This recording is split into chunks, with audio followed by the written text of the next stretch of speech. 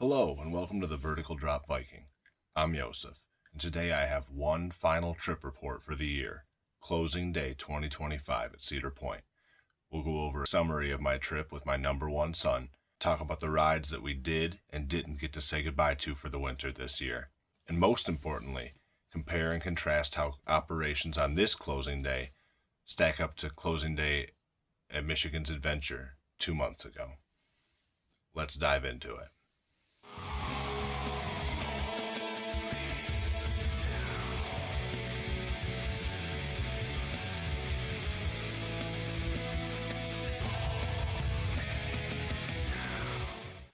My oldest son turned 14 earlier this summer, and to celebrate his birthday, we went to Cedar Point. We both have been coaster fans for some time, me since I was 11 or 12, him since he was 6. But it had been some time since we'd made a trip together. On that trip, I managed to ride every single coaster in the park, but my number one son couldn't quite find the courage to ride Top Thrill 2 or Steel Vengeance, and Rougarou was closed for the entire weekend that we were there, so he didn't get to experience that one either.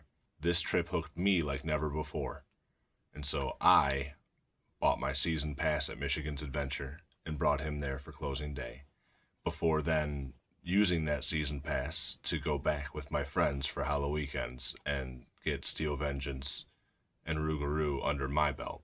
As the final day of the season approached, I took a good long look at the calendar and decided that I personally couldn't go 7 months without riding another roller coaster.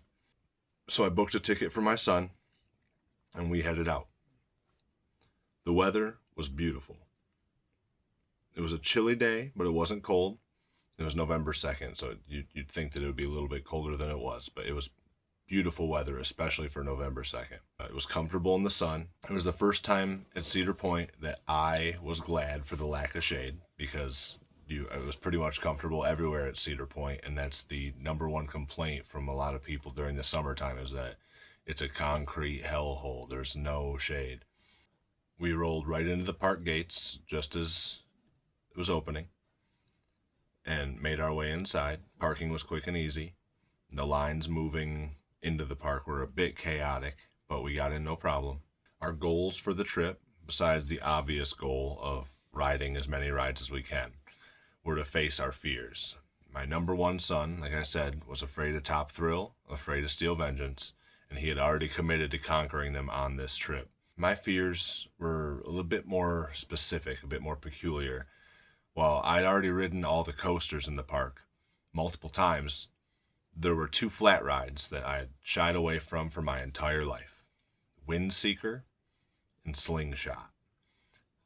And I wasn't going to let that stand. So, with our new oaths in mind to face our fears, we marched through those gates. We got into the park, immediately got on Raptor. This was my son's favorite coaster back in August, and he was excited to get back on it first. He wanted to get it right off the rip, start the day out right. Now, this was my slowest ride that I've ever taken on Raptor. It was 11 a.m. on November 2nd, about 50 degrees Fahrenheit or 10 Celsius, and you could feel a slight difference in the pacing of Raptor right away. But the smoothness on this slightly slower ride was unparalleled. I've never had a ride this smooth on Raptor before. I've ridden Raptor a lot. Running a touch slower than usual this is the first time that I could really feel that Raptor is a B&M coaster. Like it feels like there are other B&Ms when the pacing is dialed back just a hair. The smoothness of the ride really comes out when you're not tearing through the layout. Now, speaking of the layout, now if you had asked me before I got on this ride, I would tell you that the Cobra roll is possibly the most photogenic roller coaster element of all time, but it's more photogenic than it is fun to actually experience. But something about tackling that Cobra roll at just a touch slower, with a little bit of extra smoothness that you don't expect from Raptor, it was really, truly awesome. It was the best the Cobra rolls ever felt.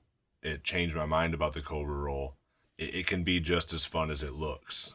If it's not running as smooth as it was on this day, the Cobra roll is the only janky part of Raptor. But there was None of that on this particular ride. It was an amazing ride. The other inversions weren't quite as exciting with the slower pacing of this first morning ride, but again, the Cobra roll really shined. Now, in a bit of happy foreshadowing for the rest of our day, we blew through that mid-course brake run as if it wasn't there. We rode Raptor twice more later in the evening and then the last ride of the night. And as the day went on, the intensity of the Raptor crept back in, and none of them were quite as unique as that first morning ride, that sort of slow ride. I almost didn't even notice that the mid-course didn't engage the first ride because of how slow everything ran. After Raptor, we got in line for Siren's Curse. Now, I'm editing a full video review of Siren's Curse right now, but I think that this video that you're watching right now will come out first. So if you're interested in hearing my full Siren's Curse review, please consider subscribing to the channel. I make weekly coaster content.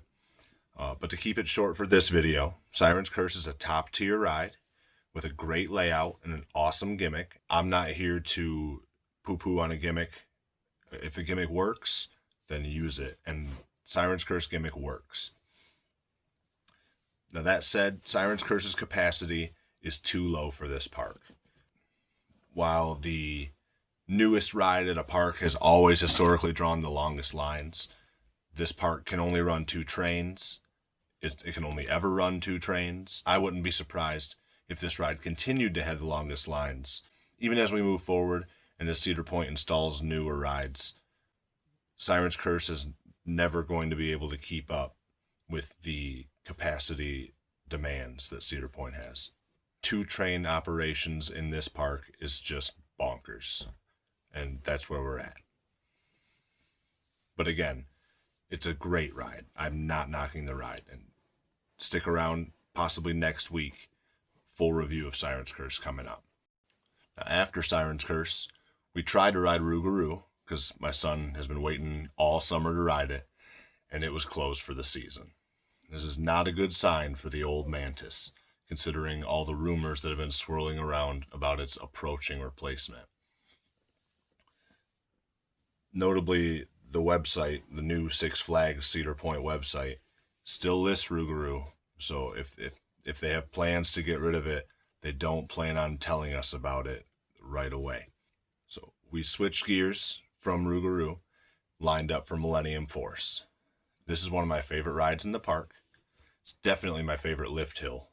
Maybe my favorite lift hill out of any roller coaster. This thing still manages to give me a little twinge of anxiety the 20th, 30th, 40th time I ride it. I something about that cable lift pulling you up 310 feet with nothing on either side.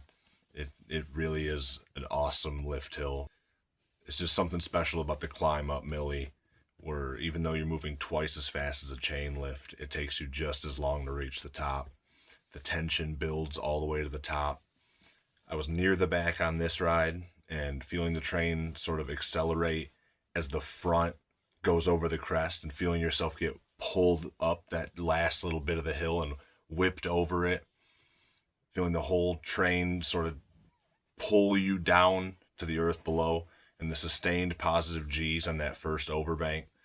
To me, that's the Millennium Force's calling card right there, and it's worth the price of admission. The rest of the ride is fun by virtue of its speed alone, but the layout itself really isn't all that thrilling. It's Overbank City until you're back at the station, but they are some photogenic overbanks, the ones that you can see from the park anyways. There are some overbanks on Millennium Island that you can't really see from the park. Now, a note for any tall coaster fans, I'm very tall, and Millennium Force is the only ride in the park where the ride operators have ever tried to disqualify me for being too tall. They've done it twice this season. So if you're 6'6" or above, 78 inches or so, they will make you limbo under the bar to ride. Luckily for me, I'm good at limbo. We left Millie and we walked through the Frontier Trail to get to Frontier Town. We stopped for a bowl of Chinese food on the way. My beloved Skyhawk was closed for the season, as was the Slingshot, so my hopes of facing that fear were dashed. But we only had a short wait to ride Maverick, which I was surprised to find recently repainted a rusty orange instead of the sort of more Magnum color that it had before. Maverick felt amazing. When I came to this park in my early 20s, Maverick was the newest and freshest coaster. I was impressed with it then. I'm still impressed with it now. Today it was running in rare form. It took me a second ride to realize why. Just like with Raptor, the trim brakes were off. So if you've ever gotten to the crest of that hill after the second launch on Maverick and wondered what could have been, I'm here to assure you that what could have been is a huge pop of float ejector that carries you all the way over the crest of the hill. Like you don't get back into your seat until you're about to come down by the water. It's the best Maverick ride I've ever had. We came back for a night ride, and this is one of those rides where not knowing where the next turn is really plays to the coaster's strengths. When I brought my friends here back in September, I made fun of my friends who were more afraid of roller coasters. They closed their eyes on Maverick, and I'm like, that's the worst thing you can do. But now after having a night ride, it's not that bad. I would say it's if you're gonna close your eyes on a roller coaster, do it on Maverick because you're still gonna have a good time. After Maverick, obviously, Steel Vengeance. Son number one was nervous but excited to conquer the fear that had held him back 2 short months ago, and I was excited to get back on what might be the best coaster in the world. We got to the station and asked for the back row, and they said that we'd have to wait 1 cycle for people waiting on the accessibility side, which we were happy to do. Back row on Steel Vengeance was unparalleled. If you like airtime, if you like inversions, if you like a vertical drop, there's not another machine in the world that rises to this level. I've said before, and I'll say it again, when I first got on this ride, I wanted so hard for it not to be my favorite, because it's everybody's favorite, and I wanted to be special and different. But this ride is perfect. We came back for a night ride on this. It's among the best night rides in the park. I've said that in my last Cedar Point video. Riding through that wooden structure where it's all lit up in that warm lighting, and it's casting impossible shadows in every single direction. It is truly a marvel of engineering and ride design. It's 11 out of 10. It doesn't get better than Steel Vengeance. After Steel Vengeance, we walked right onto Magnum. I'm a huge Magnum fan. I got to test out Thomas XL200's new proposed Magic Seat of row 9. It was great. I've never had a bad ride on Magnum, so I can't confirm or deny if Thomas's decision is better than any other seat. I loved my ride on row 9. I've loved every ride I've ever had on Magnum.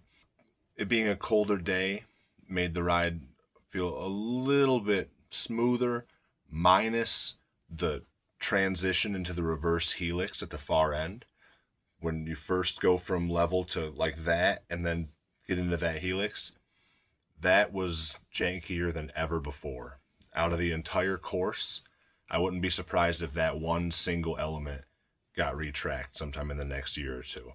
It was rough. The profiling on this transition is a great element, and it makes you feel unsafe on the ride. It adds to the thrill factor of Magnum, but it also feels like it's bad for the ride structure while you're doing it. Like hitting that transition with that force, it cannot be good for Magnum itself to be undergoing that concussive force that happens when it first hits that transition.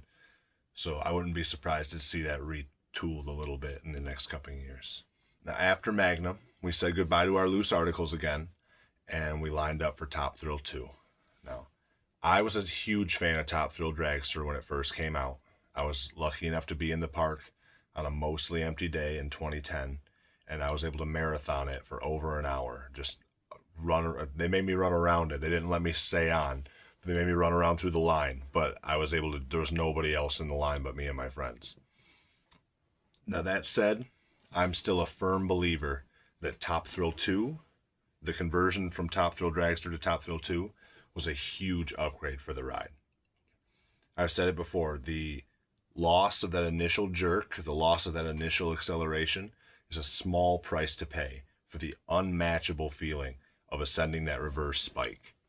The feeling of getting sustained airtime while you're surging backwards into the sky is another one of those Cedar Point moments that is completely worth the price of admission to me. My son was terrified getting into the ride. This was the thing in the park that he was the most afraid of. This was his slingshot. This was his wind seeker. And I, as a dad, will never forget the moment that we fist bumped at the top of the top hat, or the sound of his voice screaming, "I did it. I can't believe I did it. It was so amazing." I don't want to scream right now like he was screaming, but I'll never forget the sound of my son screaming that for the rest of my life. And his voice has changed so much over the last year because he's 14 years old, and it was really a crazy moment for me, realizing just how grown up he sounds. I'll remember this moment to my last day. It's truly one of my most precious memories already. Thanks, Top Thrill 2. All right, tell Grandpa what your new favorite ride is. Top Thrill 2. Like Grandpa, like grandson. After Top Thrill 2, we grabbed some brisket and macaroni from our favorite restaurant in the park, Backbeat Q, and we sat right behind the top hat, marveling at our accomplishment. We hopped on Raptor once again so that son number one could compare his new favorite coaster to his old favorite head to head. I'll post a video with my number one son's rankings of the Cedar Point coasters in the coming weeks. I was so excited about him conquering his fears that I forgot about my excitement about the trim brakes being off on Raptor. And the second ride was faster, but still had no trims, leading to my single most intense Raptor ride of the season. 10 out of 10. Unbeatable. The intensity of Raptor dialed up all the way. We got off a Raptor, and we did the Cedar Downs Racing Derby, which was easily the most fun I've ever had on a carousel. And then we headed over to Valraven. Valraven is one of my personal favorites, in spite of its less than stellar reputation with most coaster enthusiasts. I've recently made a video defending the dive coaster model, and while I stand by that video, and I stand by the things I said in that video, there is something that I said in that video that I have to correct now. I can admit when I'm wrong, and in that video, I said these rides, the dive coasters and B&Ms in general, benefit from the more dynamic pacing that mid-course brake runs can cause. That them not being constant full tilt assaults is a good thing for these coasters. I was wrong. We rode Valraven on this last day. It had no trim brakes. We blew through the mid-course brake run, and it was one of the most incredible rides I've ever been on. It was one of the most incredible roller coaster rides I've ever had in my entire life. Valraven with the mid-course brake run off is one of the most incredible rides in the park. Half of me is happy that I got this ride, ecstatic. This absolute 11 out of 10 perfect ride on Valraven. Like half of me is so excited that I had it, and the other half of me realizes that I'm ruined. I'm never going to be able to ride a dive coaster again without part of me, deep down, wishing that the brakes were off. This ride has officially ruined me, and I'm thankful for it. I got my favorite seat, the left wing on the back row, and the first half of the ride was obviously the same as expected. I personally love the first half of the ride. That vertical drop is my favorite, obviously you can tell. The spike of positive G's as you loop up into that perfect first parabola, into the massive Immelman turn, and then the side windery exit from that turn into the swooping turn takes you into the mid-course brake run, where the brakes should slow you down. But again, on closing day 2025, they didn't. And we fell into that second drop with enough force to pull us up into our vests and actually make them work. People talk a lot about the vest restraints, about they kill your airtime. Airtime can work. It's just got to work against the vest. It's got to put the vest to work. The dive loop felt like an eternity of floater airtime. The 0G roll hit with so much force that it felt more like Raptor's roll than Valraven's roll. And then the airtime hill, I stated confidently in my B&M dive coaster defense video that ejector was not what B&M was going for, but I'll be damned if I didn't get ejector on the airtime hill at the end of Valraven. This was my best ride on Valraven ever. I'll consider myself lucky if I ever get another one like it, but I'll never forget it. After Valraven, we headed back to the front of the park. Max Air was closed for the season due to the park being way understaffed, but we got 2 consecutive rides on Gatekeeper in, one on the left back, one on the right back. We were pleasantly surprised to find this to be another ride that had the mid-course brake run turned off.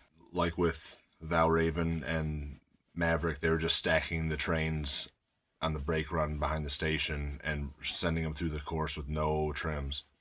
It didn't change the ride experience on Gatekeeper as much as it did on Valraven or Maverick or Raptor, but it still gave me my best ride on Gatekeeper ever on the back left wing. Our second ride was also the first ride of the night with the lights on, which was very cool. I had told my son in line, these eyes glow at night. And then while we were sitting on the ride for the second time, the ride op came around and turned all the lights on. We could see the switches actually in the center of the ride vehicle. Very cool. We went next to the Spinning Wild Mouse, but there was no fast lane available for the Spinning Wild Mouse, and the line was very long, full of children yelling 6-7 and pumpkin at each other. So we skipped it again. This is the only credit that my son has at the park that I don't have, and I'm okay with that. It doesn't really call to me. Wild Mouse coasters are not my favorite model. Spinning is not my favorite force, so I'll be okay if I miss it, but I'll look every year. We went from there right up the boardwalk to the Windseeker, which was also closed for the season, and apparently hadn't run in weeks. So I don't know if there's some more serious maintenance that needs to be done before the Windseeker will operate or what. But that put the nail in the coffin of my plans to face my fears on this trip. I was bummed out about it, but it's a good excuse to go back. At this point, we tried to ride the Matterhorn, but the 2 of us were too big to get the seatbelt over both of us at once. So I hopped off and let son number 1 ride it. He loved it. He said he was surprised at how fast the vehicles got. Here's him whipping around, enjoying himself. The sun went down. We took a pleasant little cruise on Iron Dragon, and with that, we had all the open adult coasters in the park down in one day. I offered to take him on the mine ride again, but he said, and I quote, "I hate the mine ride. I'm never riding that thing again." So my legs were spared the horror of that old aero restraint. We decided to start getting our night rides in, and so we made our way back to Frontier Town, and we got Maverick and Steve out of the way. And we were about to head to Magnum, but we realized that our time was starting to get short, and that we needed to decide on our last ride for the year. Son number 1 generously offered Valraven, since we had already ridden his favorite in Raptor twice, and so we hightailed it towards the front of the park. As soon as we approached the line, the attendant put a sign up that said delayed, and there were only 10 minutes left in the park for the whole year. So that delay was a death sentence for Valraven.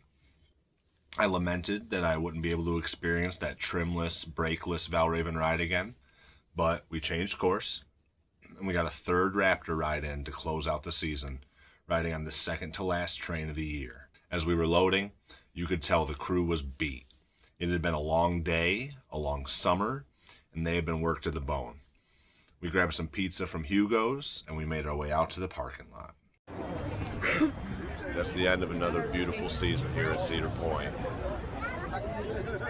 Vertical Drop Viking, the number 1 son. We're on our way back to Flint. We'll be here next year. Now, to say that the park was short-staffed would be the understatement of the year. They simply did not have the amount of people that they need to run the park, and they had to run it anyways.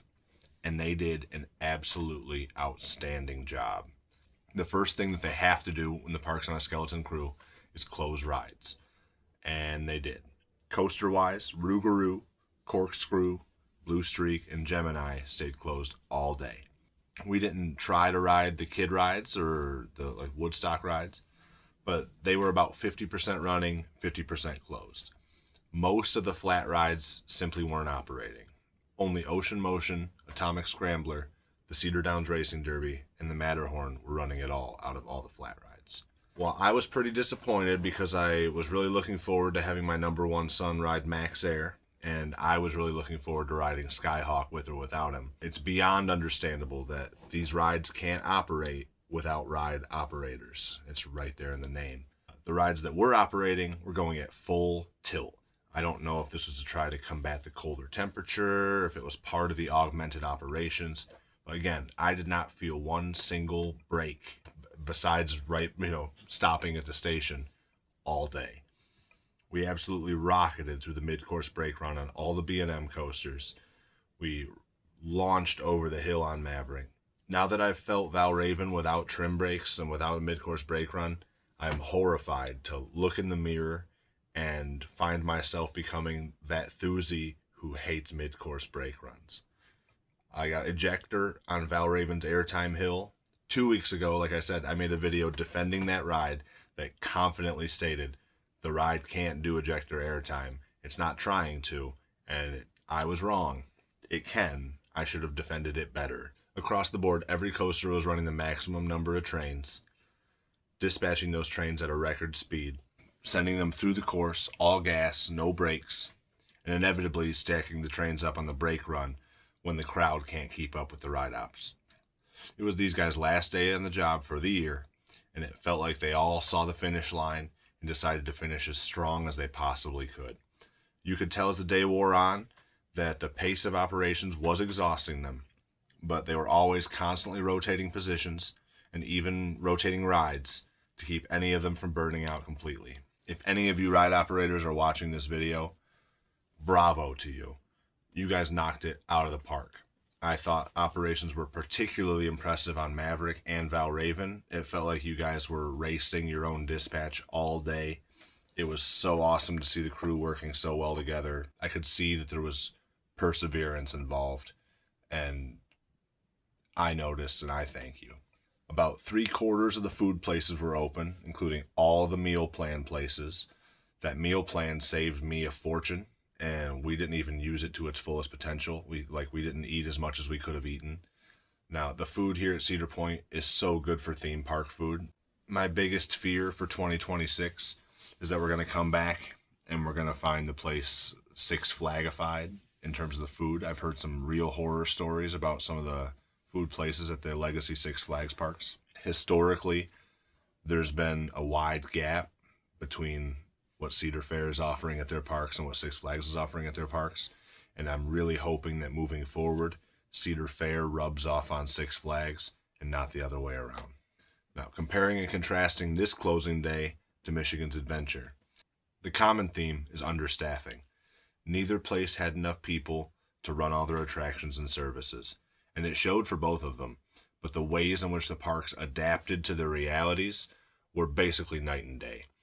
At Michigan's Adventure, understaffing meant closed restaurants, abandoned drink stations, closed rides with one or poorly managed 2-train ops, rides with 1 or 2 operators max, garbage piling out of garbage bins, and just generally, if they don't like it, that's tough cookies vibe from the skeleton crew. And honestly, I'm not blaming them for that at all. I've worked plenty of jobs before where I didn't have the resources to do it right, and I was expected to do it anyways. I know firsthand how quickly that can burn you out. Cedar Point, on the other hand, had skeleton crew and did everything in their power to make sure the GP didn't notice. Every ride I was on had a shift rotation basically while I was in the station or while I was out on the course. More than once I came back to a different ride operator than the one who had dispatched me. There were lots of closed attractions, yes, and I was pretty bummed to miss some of them, but someone in management looked at their entire attraction lineup, from coasters to kid rides and everything in between, and they triaged the park. And I personally think they did as good a job as possible considering what they had to work with. Would I have loved to ride Max Air and Skyhawk and the Slingshot and to get my son his first ride on Rougarou? Of course, that's part of why I drove 3 hours to be there. But I understand that it's far more important that everyone who drove there, gets to experience the coasters that draw in the biggest crowds. And that those who brought smaller kids have plenty of fun things to experience in the park as well.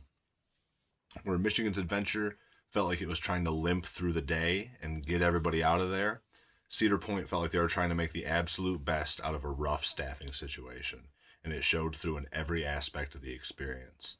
I really hope Michigan's Adventure can figure some stuff out in the off season, and bravo to the Cedar Point staff. I hope to be back to Michigan's Adventure for opening weekend, and I'll be sure to report back and let you all know how things have changed, if things have changed. So that concludes a wonderful year at Cedar Point. I got 3 visits in this year, and son number 1 got 3 as well, thanks to a school field trip in May. And we both got to go to Michigan's Adventure for closing day, giving us each 4 park visits this season. The wildest thing is that my season pass is for next year, and 2026 hasn't even started yet. My 2026 season pass has already paid for itself twice over as of today in November 2025. I'm honestly concerned as to how Six Flags is going to manage the crowds next year. I assume a great number of people took them up on this deal already. As with most things, we will have to wait and see. Thank you so much for watching this video. If you enjoyed it, please hit the like button to let YouTube and me know that I'm doing good. If you want to see more roller coaster and amusement park content, please consider subscribing to the channel. I release at least 1 video a week, and every subscription goes a long way towards growing my channel. Thank you again so much for watching. Vertical Drop Viking out.